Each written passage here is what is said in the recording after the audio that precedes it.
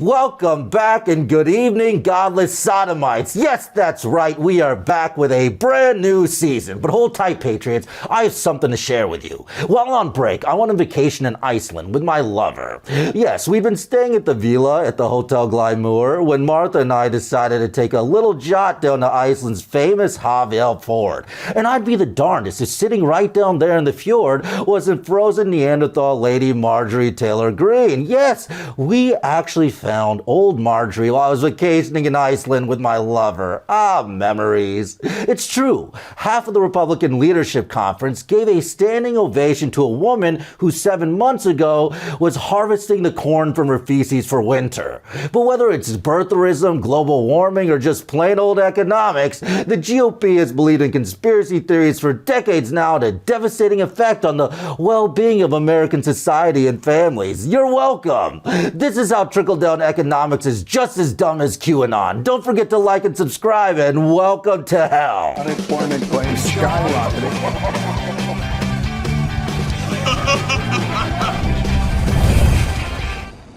It was amazing. The local villagers commemorated the event as the day they finally got to meet Counting Crows lead singer Adam Durst. We reached out for comment to see if she remembers me or Margie remembers any of this, but apparently it was raining. Her office simply released a statement that said, "Scared of the rain, rain is free, and Skywater is socialism." A point she was oddly fixated on during her campaign. But yes, that's right. Certain Neanderthals walk among you, while some have thrived and gone on to become the white Samuel L. Jackson, who's in every third movie you've seen since 1997. Never change your comfort food, John C. Reilly. Others entered a flowers for Algernon type of existence where they actually got dumber since they've entered society. I mean, I don't know how we get away with this stuff. Greene has repeatedly praised the QAnon theory. Q is a patriot. We know that for sure, but we do not know who Q is. Greene also won despite a history of racist and incendiary remarks against Muslims. We have an Islamic invasion into our government offices. They want to put their hand on the Quran and be sworn in? No. You have to be sworn in on the Bible. About blacks and Confederate statues. If I were black people today and I walked by one of those statues, I would be so proud because I'd say, look how far I have come in this country. MS-13 was basically like, they were kind of the henchmen of the Obama administration. They did a lot of the dirty work. Seth Rich was murdered by 2 MS-13 gang members. And yes, I do believe he is a Muslim. And yes, Valerie Jarrett is too. Have you seen, and I've asked Will this before, the picture of Ruth Bader Gingrich walking through the airport? This woman has been drawn over for how many years? And all of a sudden she's walking straight upright like it's a whole new person. Almost like Do a you body believe double like that Hillary is Clinton. Ruth? Yeah, like Yes. the body double for Hillary Clinton. So it's interesting. So I do not believe that was Ruth. No, I don't think so. I'm just surprised nobody's figured it out yet. I mean, when we first pulled her out of the ice, she was still pulling the teeth from her head and burying them in the ground because she thought that's how babies were made. That's why she moved to Northwest Georgia. For years, she thought that's why people there had so many kids, okay? She carries mythologies from an old age. To this day, she still won't watch the NFL because she's afraid of Black Panthers. I mean, imagine asking her what she thinks about HMO policies and how they pertain to you and your family as she's foraging your dog's fur for insects because Neanderthal pro tip, they're high in protein, okay? When she says stuff like this, it makes it easy to forget that the GOP is largely on board and has done little to refute the alternative realities ravaging their party in the run-up to January. A December 2020 poll, NPR Asked respondents whether they believe that a group of Satan-worshipping elites who run a child sex ring are trying to control our politics and media, while only 17% said it was true. Another 37% said they didn't know. I mean, nearly 40% of Americans weren't sure if this obviously fraudulent bullshit was true.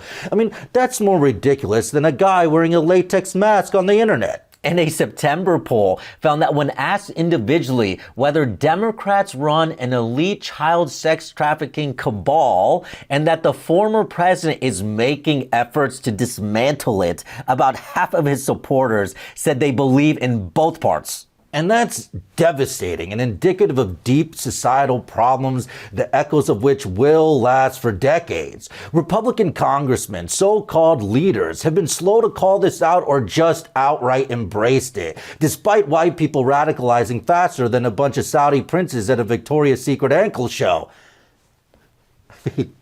Like and subscribe, people. And yet the mainstream media loves to normalize these people in a false attempt at objectivity like they're not the cream of the crop themselves. Take Rob Portman of Ohio, recently retired Republican senator who the media loves to point at as one of the responsible Republicans, despite a history of extremism himself. For instance, like when Casey Hunt of MSNBC wished for more representatives like Rob Portman and blames a culture of toxic politics for denying the American citizens a representative as precious and reasonable as Rob Portman. And as we wrap up here, I just want to take a moment to reflect on what it means that Senator Rob Portman, who many of you probably know, some of you I'm sure do not, but he is someone that I've covered for many years. He has been a serious legislator who has worked with other people across the aisle on incredibly important issues, and he's leaving. And he says it's because it's a hard time to be a public servant. Our government is only as good as the people who are willing to come here and serve us in it. And if we create an atmosphere where good people no longer want to be here serving us, we're the ones that are going to suffer. Let's just keep that in mind as we go forward. Thank you so much for getting up way too early with us on this Tuesday morning. I mean, all of that, even though so-called sensible Republican Rob Portman pushed the big lie for weeks, denies human beings significantly contribute to climate change, and despite repeated inquiries from the Cleveland Plain Dealer and Cincinnati Enquirer, refused to answer whether he believed President Obama was a citizen. I mean, very, very sensible. This is what I'm trying to tell you. It doesn't matter whether it's global warming, healthcare, Obama's racial heritage, simple democratic function, or even economics. Republican leadership has already pushed dangerous conspiracy theories for decades. I mean, yes, QAnon is false and detrimental to society, but it exists in a long line of crazy conservative conspiracy theories that need to be debunked and dismantled for any hope of a sane country. I mean, take trickle-down economics. The idea that wealth will gradually benefit the poorest as a result of the increasing wealth of the richest. Yes, we're told by concentrating wealth on top, it'll trickle down to the rest of society for everybody to benefit. How it actually works is when you give champagne to the people at the top, they're able to redistribute that as urine to the people below them. This is where Bud Light comes from. But maybe if you work really hard and take only 2 weeks a year, Patriots, you too can one day afford an umbrella. Trickle-down economics is an idea we restarted in the 80s through the GOP and these guys, that if you cut the ultra-wealthy's taxes, they'll make capital investments that cause the economy to grow for everybody. But the exact opposite happened. Instead, it became the concept that the working and middle classes had to pay taxes so billionaires can use the country's public infrastructure and geopolitical status to amass untold wealth at the cost of unprecedented modern generational economic security. You know, fun. Policies like trickle-down economics have gutted the middle class, pushed the working class below living wages, often into a modern and terrifying wage slavery, and has shifted the power dynamics of America to resemble oligarchical capitalism more than a healthy and functioning democracy. What started as a conspiracy theory pushed by extreme conservative think tanks in the 80s to disastrous results over and over and over again is still the centerpiece of Republican economic policy pushed by the last president and every GOP member up and down ballot despite zero fucking evidence. It is the flat earth of economic theories. It made an argument which we have heard many times before that really is not supported by data and it's not supported by analysis. And that is if you have very large tax cuts that disproportionately favor the top, through a trickle-down supply-side effect, you will gain so much economic growth that there will be no increase in the deficit, no increase in the debt. That was the plan, was not a plan. It was not a plan, and it does not have evidence behind it. So, Laura, I believe what you're saying is that you consider this voodoo economics. Would that be a fair description of what you're saying? I didn't use that term. It has been used before to characterize a very similar approach. So we can call it voodoo economics, trickle-down economics, supply-side economics. Right. That is not verified in, as I said, in data or in analysis. I mean, call it what you want. The truth is that conspiracy theories proven fantasy time and time again, like trickle-down economics, have already been devastating America for decades. I mean, they've made this the centerpiece of their policy, despite the fact that they basically economically Ramboed an entire generation. A comedian, Will Rogers, actually coined the phrase trickle-down when he said Republicans didn't understand that money trickles up and not down. I mean, how does a comedian from the 1920s possess a better economic mind than the entire Republican Party in the 2020s? I mean, study after study of real-world disasters show how crazy this is, including a recent study taking place over 50 years in over a dozen developed countries. Tax cuts for the wealthy have long drawn support from conservative lawmakers and economists who argue that such measures will trickle down and eventually boost jobs and incomes for everyone else. But a new study of 18 developed countries from the London School of Economics says 50 years of such tax cuts have only helped one group, the rich. The incomes of the rich grew much faster in countries where tax rates were lowered. Instead of trickling down to the middle class, tax cuts for the rich may not accomplish much more than help the rich keep more of their riches and exacerbate income inequality, the research indicates. Which means, even if productivity remains unchanged, the rich classes gain a greater share of the wealth that productivity produces, all while regular income has failed to keep up with inflation and jobs now pay less relatively than they have since we first had electricity. I mean, that's not economics, that's robbery. That's how you Ocean's 11 the waitstaff at Applebee's. Trickle-down economics has completely changed the normal income distribution in the United States, and that has changed everything for this generation. The mid-century was a period of economic stability. The richest 1% earned 13% of all U.S. income, while the bottom half earned 20% of income. In the 1960s, Americans were still riding a post-war job boom. In the 70s, the lowest paid Americans got a boost from a steadily increasing minimum wage.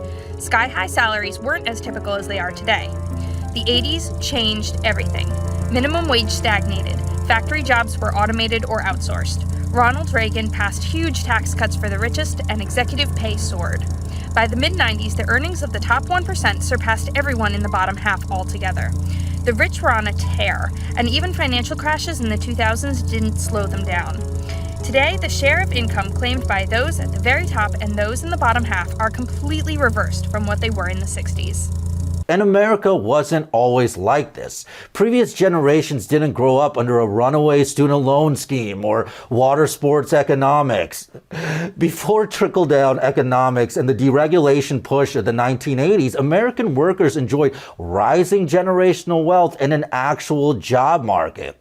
The generations that push these conspiracies now grew up under the kind of income distribution and affordable housing and education that allows the kind of upward mobility that makes a healthy middle class and a thriving population. And all of that changed with the deregulation trickle-down push of the 80s.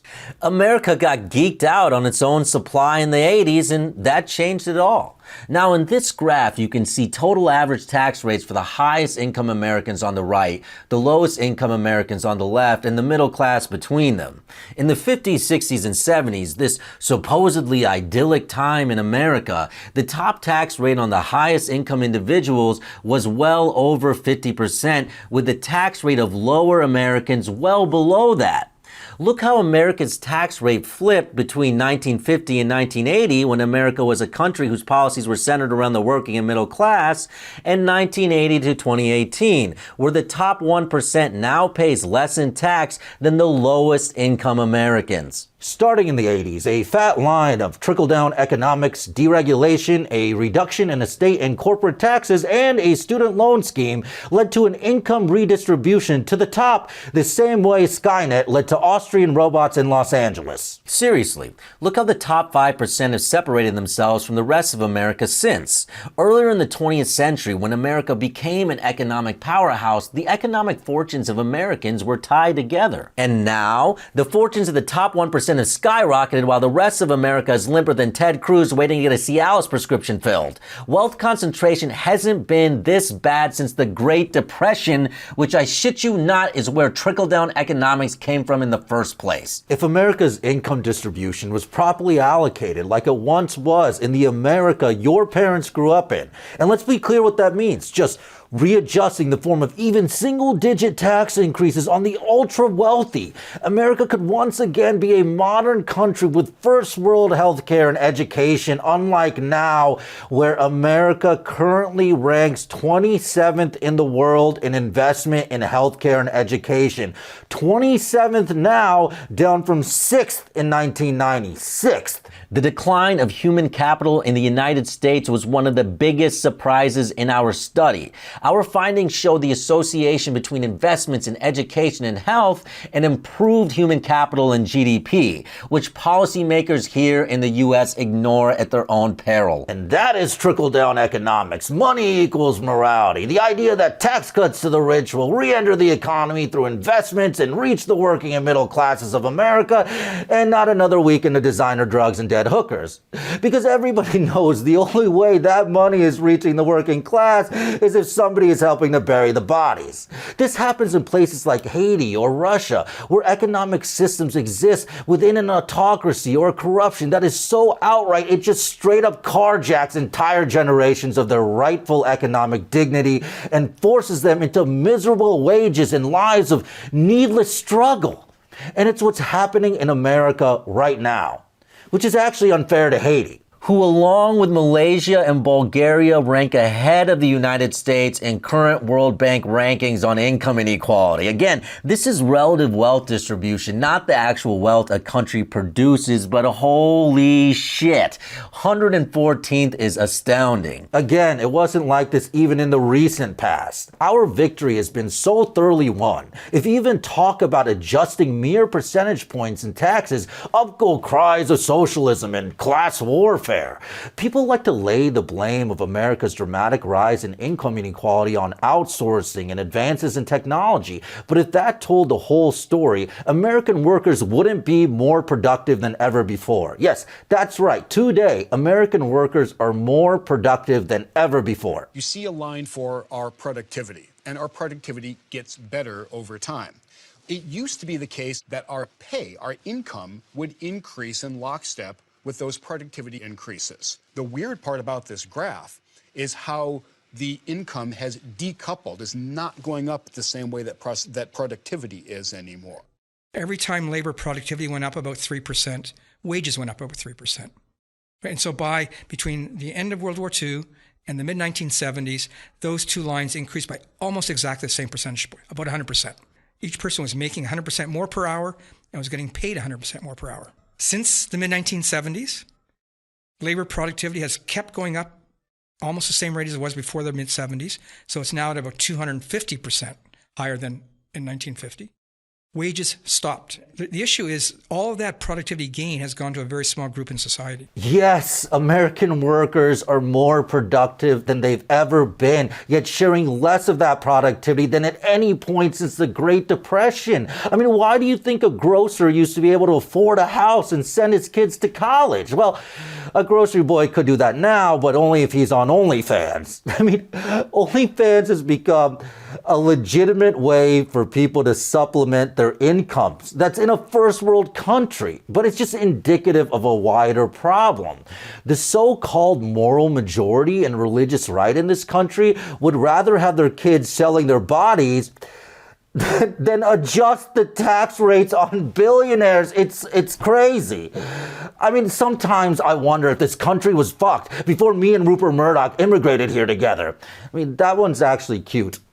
All of this means, despite America being more productive than ever before, the working and middle class have been pried from a normal rising income by insane economic policy. It's not immigrants and refugees. America is getting left behind societally because all its wealth is going to the top, and most Americans don't even know it because they don't know what other first world countries actually look like. I mean, look at how hospitals operate in Norway. Yeah, other countries actually care about their citizens and don't treat them like criminals and beggars.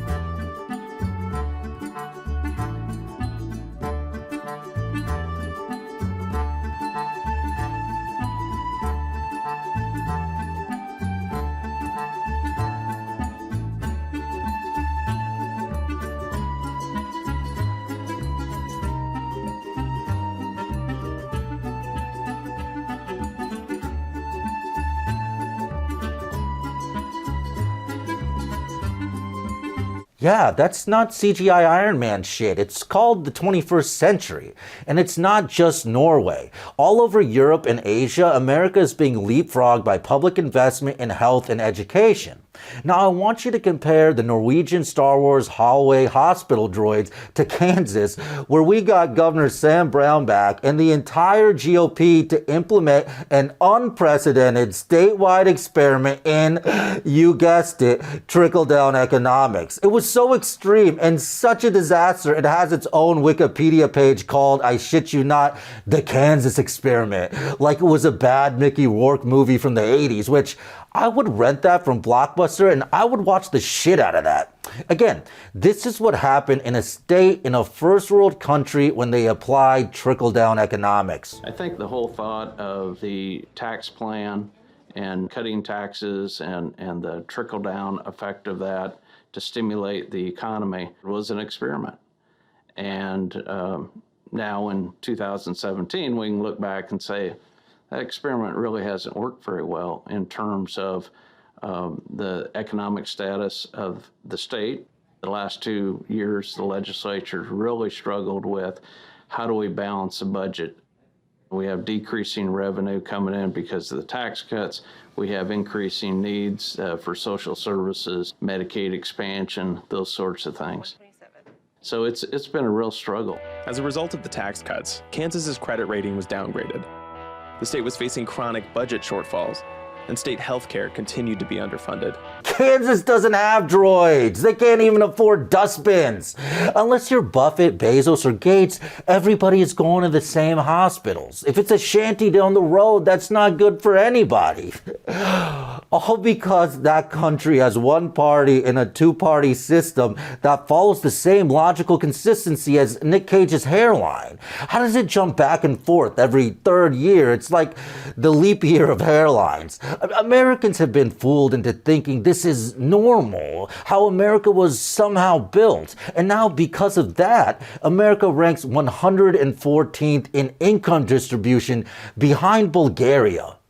Corporate workers need to understand voting Republican doesn't save you from this either. You're using the same hospitals and your wages are depressed also. Look at the average CEO to worker pay when America was supposedly great. CEO pay to worker pay has risen 1,009% since 1978. During that same span of 41 years, the average worker saw only a 12% increase. Now get this, between 2018 and 2019 alone, CEO pay surged 14%, eclipsing the entire growth for the average worker over a 40-year span in just 1 year. It's another huge reason the middle class has been gutted. Your CEO is making more than James Harden just for getting fired. And forget the hezzy pull-up Jimbo, he doesn't even have a jump shot. But he does spend more on strippers. There's no reason for CEO pay rivaling that of ancient Mongol warlords or their golden parachutes, topping all NBA multi-year salaries even when CEOs utterly fail at said companies. That's coming at the cost of people who actually keep those workplaces alive. That's coming from your retirement, your healthcare, your quality of life, your kids or your future kids. It's some of the most evil shit hell has ever concocted. And you do give your life to that company. Literally, you spend more time sitting there than with your family. In America, you get 2 weeks of vacation, and that's called freedom. Your European counterpart at the same job, at the same company is getting 6 weeks. But, you know, Americans don't need that, the time to actually get to know their children's personalities. So what if Europeans get like maternity leave, at least 4 weeks of vacation, public transportation? Their version of 8 Mile is even called 11 kilometers. I don't really know how metric works. All this while you get the pleasure of making less than your dad did at the same company 30 years ago because the CEO makes 1,000% what he did back then while still paying less taxes than you. But of course, there are his expensive, which are much higher than yours, his landscaping bill, for instance. But still, widespread stupidity outside of rational economic theory has affected the economic health of the country and completely changed its wealth distribution, okay? It's not that everybody has to agree on everything. It's just that there's rational boundaries in everything. Not every economic theory is viable, just like not every way to walk into Walmart is viable. Sometimes your economic theory just has to wear pants. And red state leaders haven't been wearing pants for a while now, which is why red states lag blue states in income, education, quality of life, even the length of life. By way of international comparisons, blue states have a human development index similar to the Netherlands, while the red states have one that resembles Russia's. Simply put, Republican policies carry third world results. In the same way that belief in democracy has been vitiated through runaway conspiratorial thinking, so has the underlying foundational health of America's economy by Republican fantasy promulgated by GOP leadership and a conservative media who doesn't give a shit about their viewers' well-being. Red state America is suffering health crises across multiple fronts, declining life expectancy rates, share less of the economic pie than ever before. And instead of covering that, Fox News is agitating their viewers to violence based purely on political considerations. In other words, the dictionary definition of terrorism. And when you contact Fox News about this, they just say, hey, this is our attempt at diversity. This is what we think brownface is. That is what Fox News thinks diversity is. Yes, really. They released a press statement saying, this is what we think diversity is. I mean, we wouldn't even do that, and we're in hell. I mean, that is all Fox. Terrorism and racism in one place. It's like a one-stop shop for everything that makes America shitty. Absurdist satire aside, that is a real Chiron. Yeah, because parts of white box America have completely lost their shit. They've become the Timothy McVeigh party. And if that sounds like an exaggeration, take a look at Josh Hawley. Remember Josh Hawley? Great guy. Wasn't he the guy in Manhattan who used to murder people? Oh, that was Patrick Bateman. Josh Hawley. Oh, the Republican senator from Missouri. I remember him. That guy gives me the creeps. He's the Ted Cruz of Josh Hawley's. The guy literally defended Timothy McVeigh in a newspaper after the Oklahoma City bombing.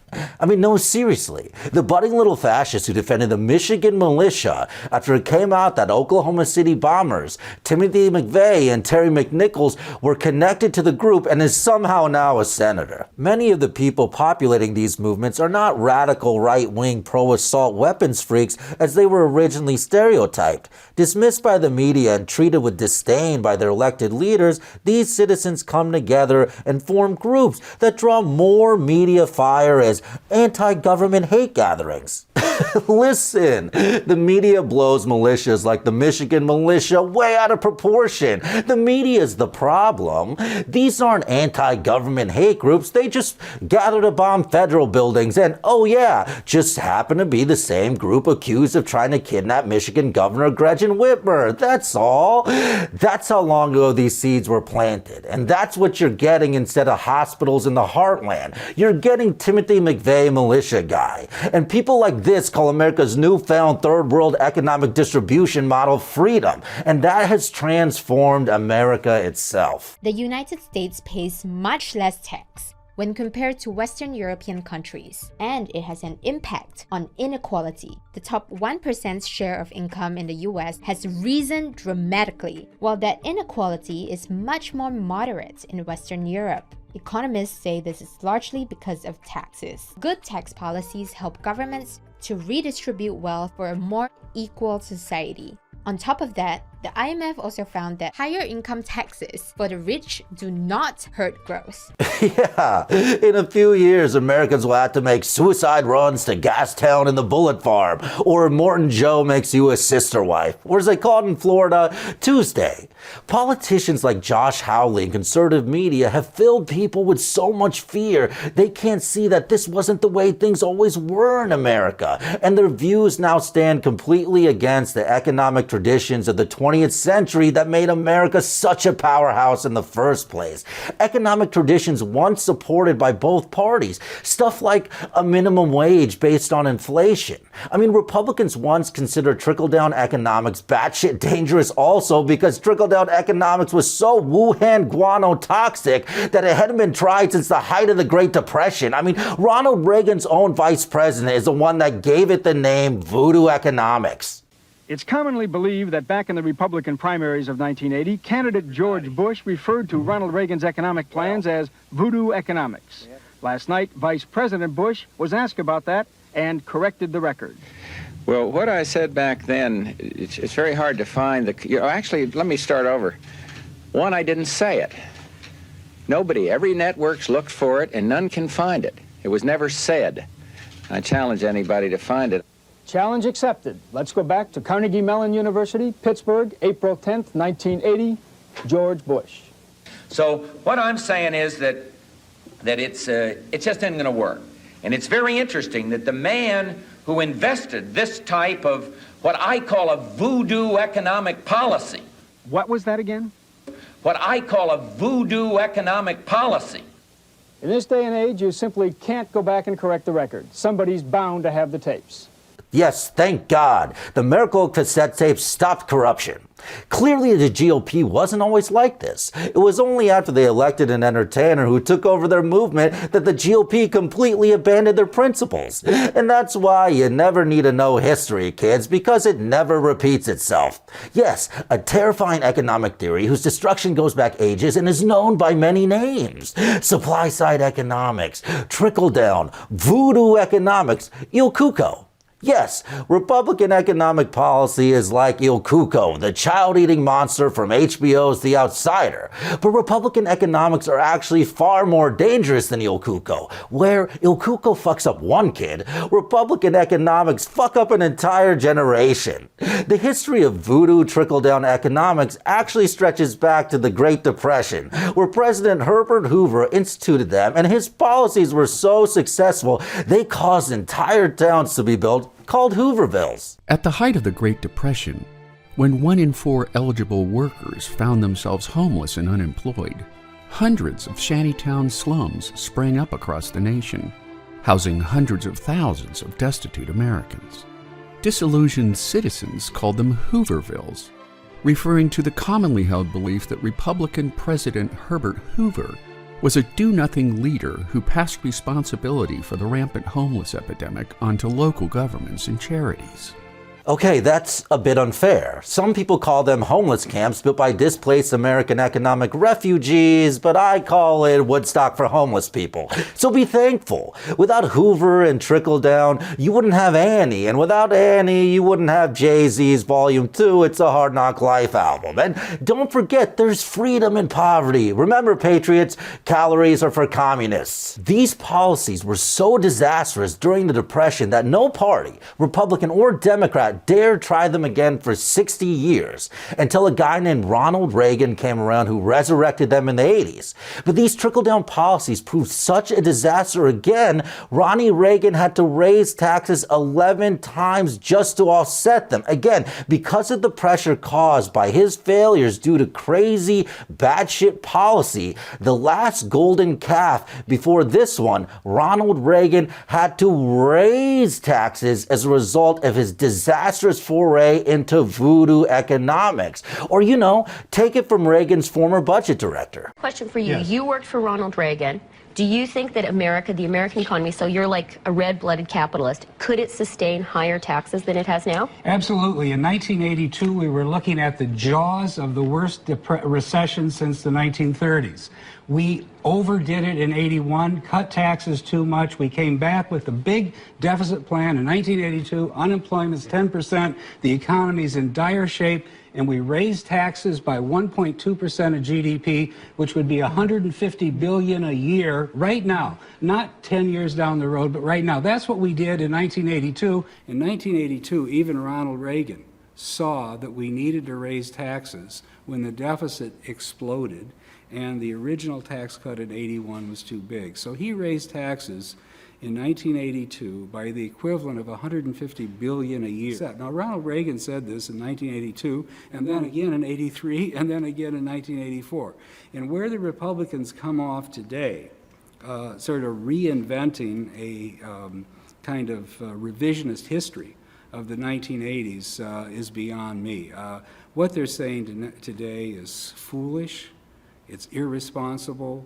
That's what I'm telling you. I've been working on this for years. Look at this quote from the very same Ronald Reagan, the man who introduced our third world crap to America and sold it as freedom. The minimum wage has caused more misery and unemployment than anything since the Great Depression. That is as insane as anything Marjorie Taylor Greene has ever said. And it's the person who set the tone for Republican economic policy to this day.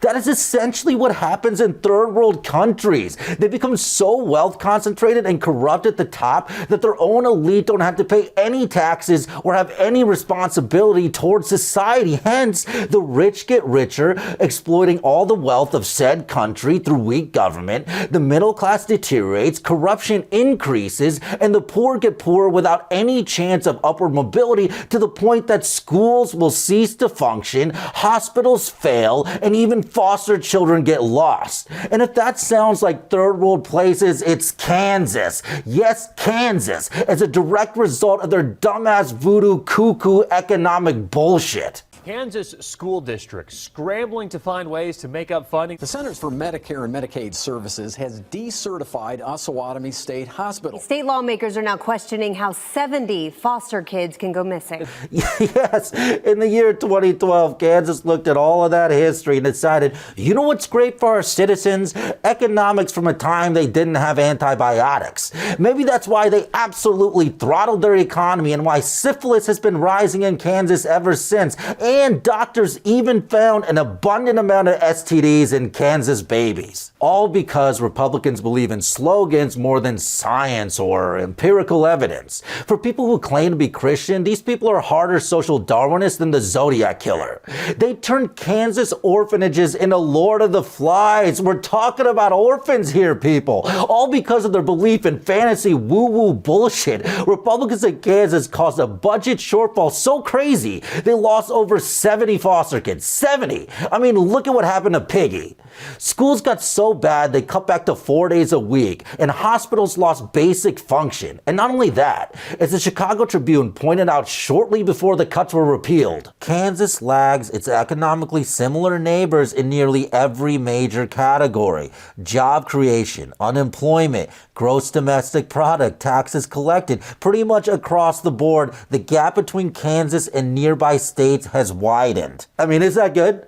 Or is that bad? I can never tell. And just to be clear, their neighbors are like Oklahoma. It's not the highest bar. It's not like their neighbors with the lost kingdom of Atlantis. I mean, I understand if your gross domestic product is being outpaced by Namor the Submariner, but otherwise it's fucking insane. And it all started with so much promise for Kansas. I mean, with the Great Depression and Reagan having to raise taxes. I mean, who could have guessed it'd end like this? This included cuts on education and social services, which is where some people took exception. Not so on the last part of that, but no cuts on education. No. Or social services. No.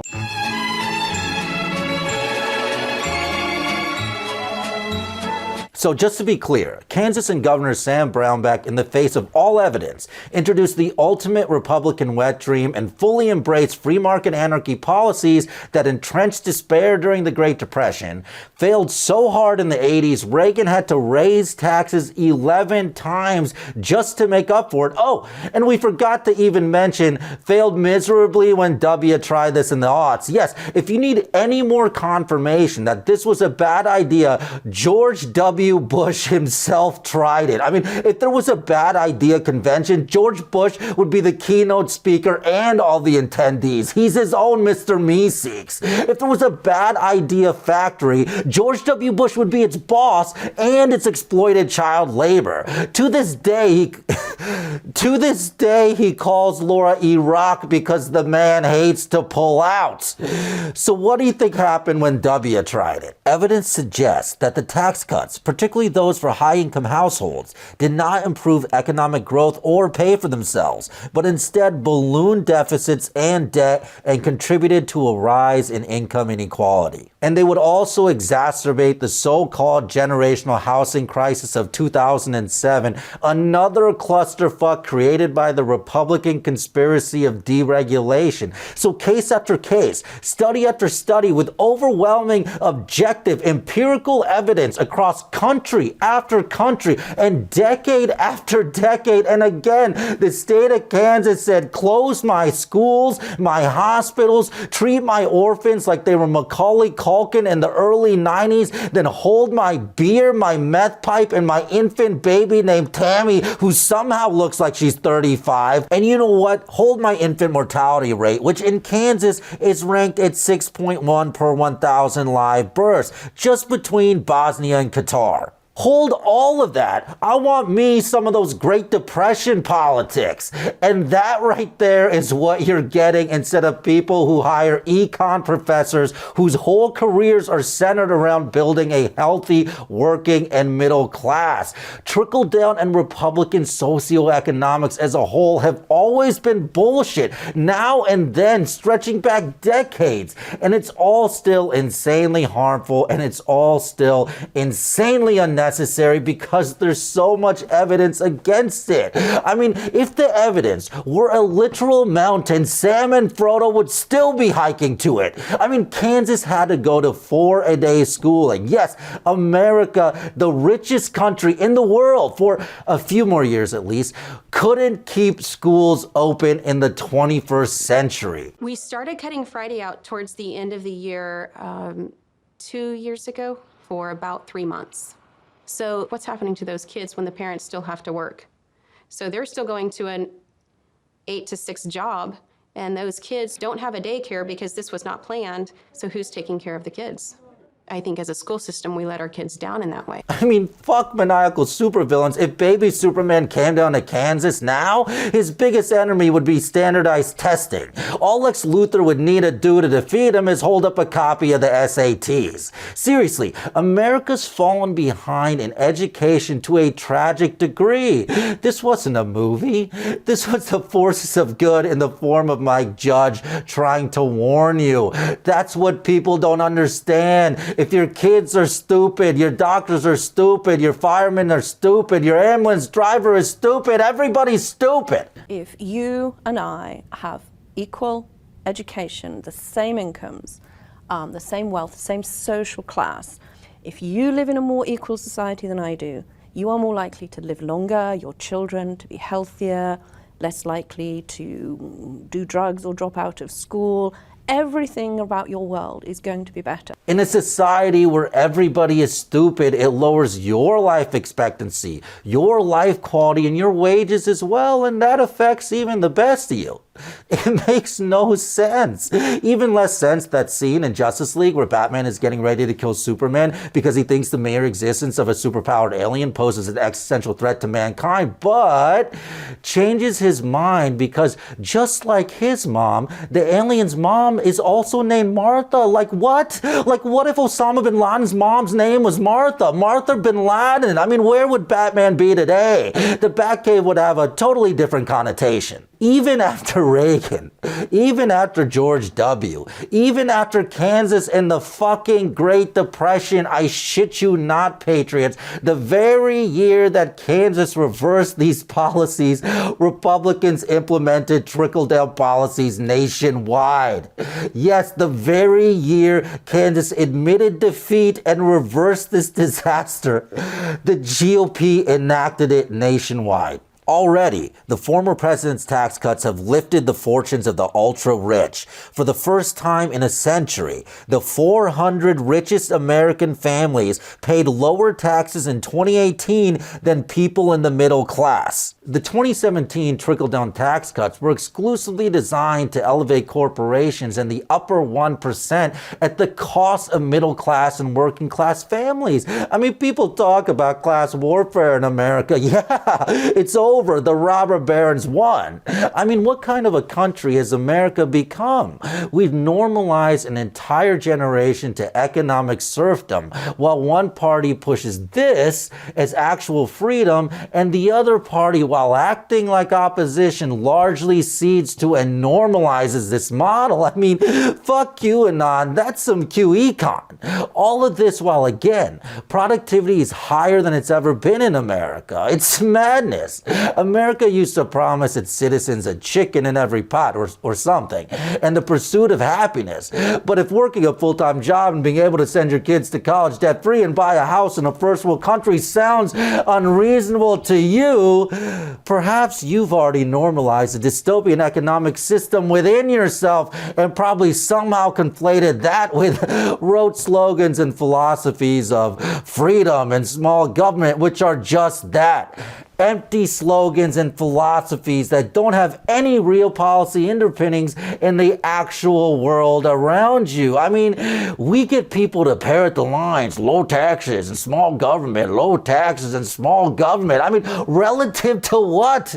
You know what else they had small government? The year 3100 BC. And guess what? Back then, they also didn't have healthcare or infrastructure or Venmo to make underage sex payments.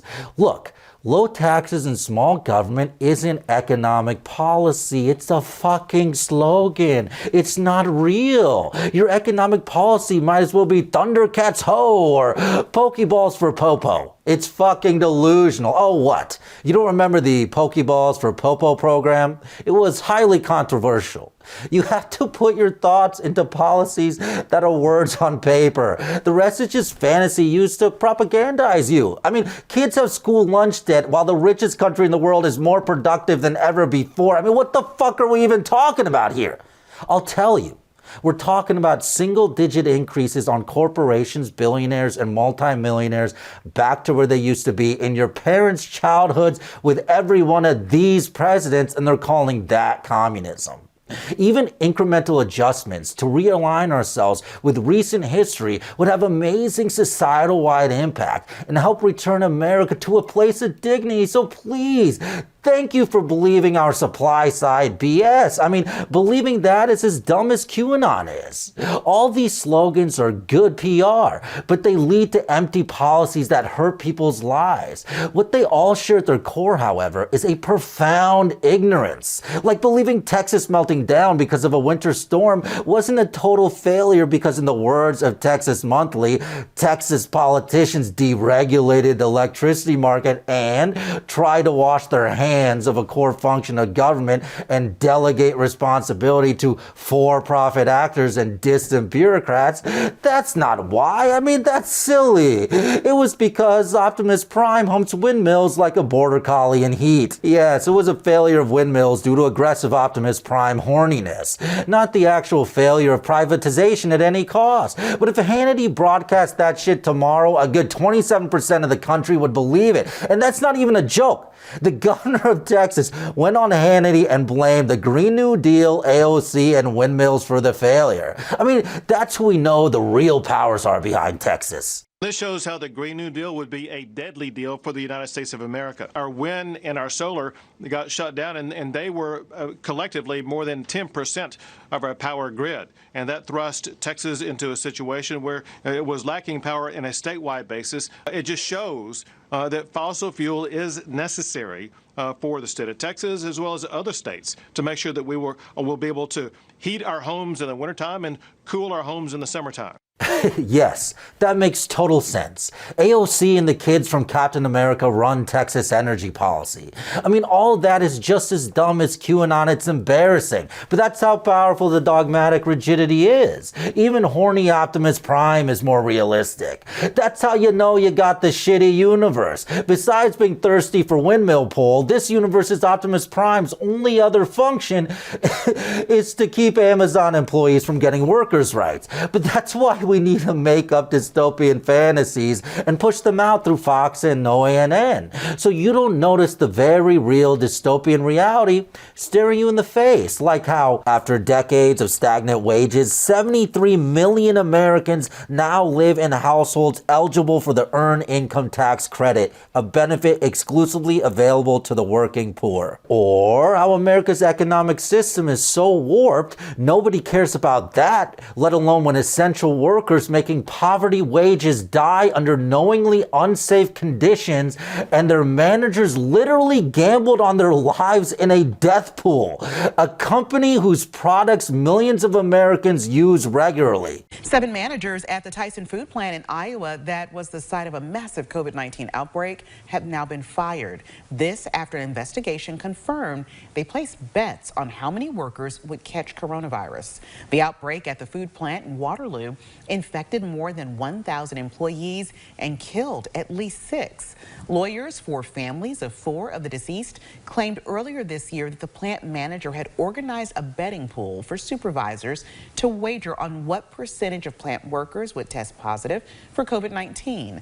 An investigation into the claims confirmed those allegations. A trickle-down, corruptive, rich people first mindset echoed in third world economic structures has created huge amounts of modern-day income inequality never before seen in post-World War II America. And the truth is, it has gotten pretty third world in America, but not for the people who matter. The people on top. Struggling is just for people, you know, who keep society functioning. I mean, these are factory workers, not the torpedo bombers at Midway. Tyson management bet on how many of their employees would die due to COVID and on which shifts. I mean, that's pretty bad, even for us. But that's why this year, the Tyson Chicken Factory in Iowa had the honor of hosting our annual Hell's Roast. Let's show you a clip right now with Roastmaster Fraser Smith. Good night. Hey gang, thanks for coming out to the Tyson Roast here at Tyson Chicken. It's the food your dad makes you after the divorce. But let's be honest, the people that got COVID were lucky. At least they couldn't actually taste the Tyson products. Last time I was at a Tyson plant, a worker vomited on the assembly line. Not from COVID, he just ate one of their chicken fingers.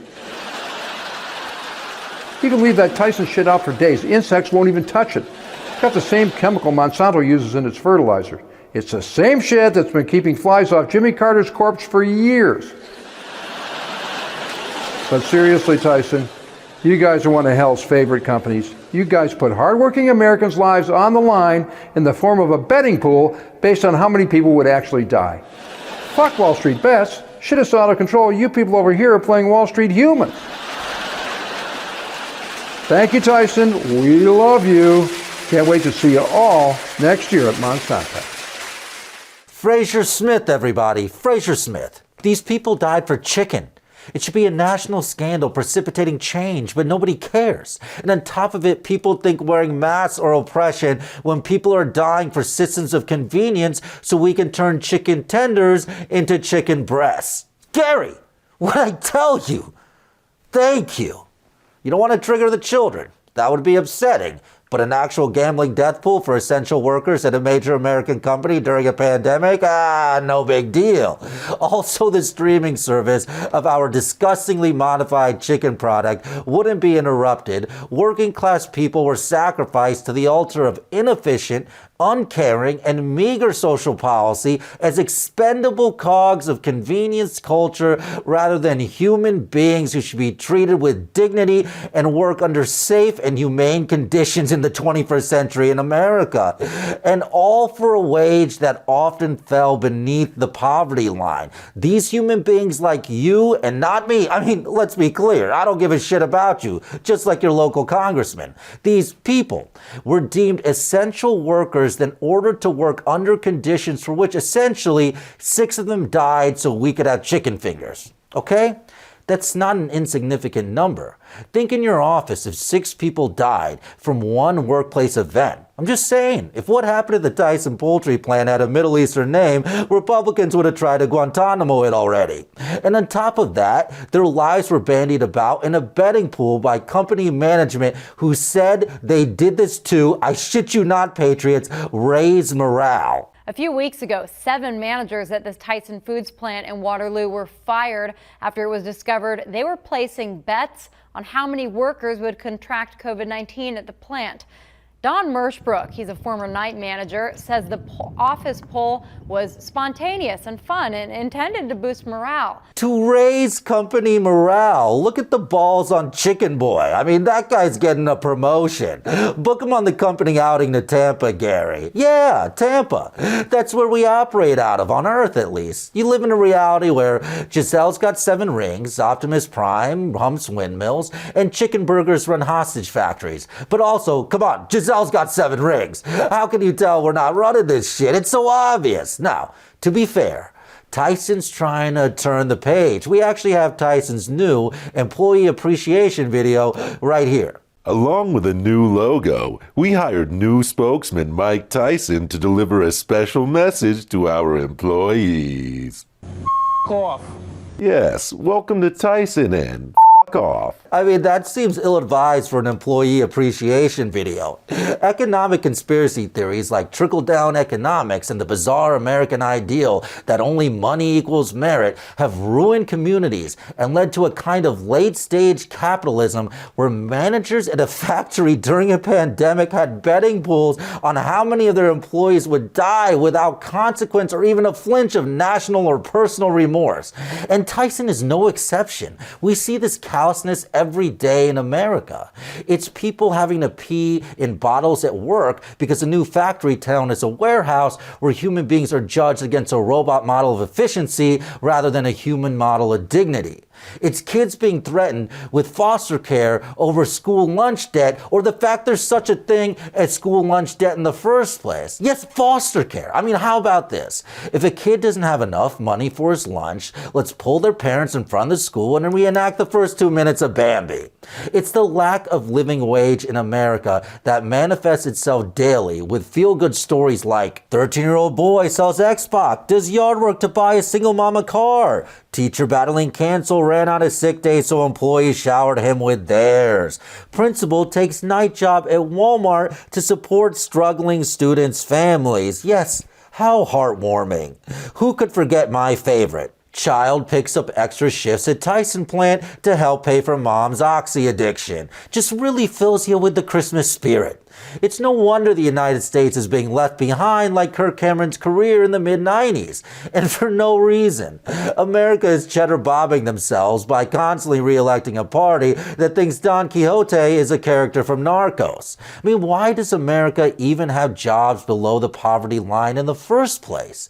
It makes no sense in the richest country on earth at the most productive time in its history, yet even pre-pandemic, this is crazy, with America's unemployment at a half-century low, it still had a job quality problem that affects nearly half the population, with a study finding 44% of U.S. workers are employed in low-wage jobs that pay median annual wages of 18 grand. Contrary to popular opinion, these workers aren't teenagers or young adults starting their careers. Most of the 53 million Americans working in low-wage jobs are adults in their prime working years, or between about 25 to 54. Their median hourly wage is $10.22 per hour, well below what's considered the living wage for many regions. Full-time job in America should be enough to own a house and send your kids to college debt-free. That used to be the basic promise of America. And if that sounds crazy to you, hey, you just may be working for me. Kind of like this guy, Republican Senator John Thune. And as my colleagues have pointed out, I think the minimum wage is something that is particularly troubling and harmful. And I can tell you, as somebody like Senator Scott, who was growing up in a small town, I worked for less than the minimum wage. I worked for the minimum wage. I started bussing tables at $1 an hour. I went up to $2.25 when they moved me up in the place, and then I finally made it to cook, which was big time. That was $6 an hour. He's pretending inflation doesn't exist. Adjusting for inflation, when he was a kid, he was making $24 an hour as a cook at a local restaurant. According to Indeed and PaySkill Hourly, wages at the Tyson plants, where those exact workers died, now starts at $11 an hour, way below the level of a living wage in Iowa or anywhere else, and Senator Thune, as a kid, was making $24 an hour. And because the entire economic structure was built around the working and middle class, a local restaurant could afford to pay it. That's not even to say that there should be a distinction in terms of a living wage, but these are the jobs making $25 an hour now. And Thune has the nerve to say we don't need to raise the minimum wage because he used to make the equivalent of $24 an hour as a kid. Senator Thune was making that 45 years ago as a child, not because it's wrong for a kid to make that money, but because America used to pay a living wage like a first world country interested in maintaining first world conditions. And again, with all of that, remember that quote from the guy who reintroduced it all? In the face of all of this, it sounds even more insane. I mean, that is some Q-level crazy shit. Neanderthal people make it easier to forget we created a dystopian reality where a generation has fallen behind under the burden of an unprecedented student loan scheme, and millions of Americans exist in a system of wage slavery fueled by a robber baron tax structure not seen since the Great Depression, or as I call it, the golden years. I've always considered myself more of a Blanche. What's going on now isn't normal. Your parents grew up in a completely different system, and then they grew up and essentially robbed the system they benefited from. Your parents went into full job markets with zero debt. They weren't indentured servants to banks. Everything they made was theirs until they went to get houses which cost like 17 grand. I mean, even with inflation, that's like the cost of a brand new fully decked out Hyundai. Yes, back then your house cost a Hyundai. Now your house is a Hyundai.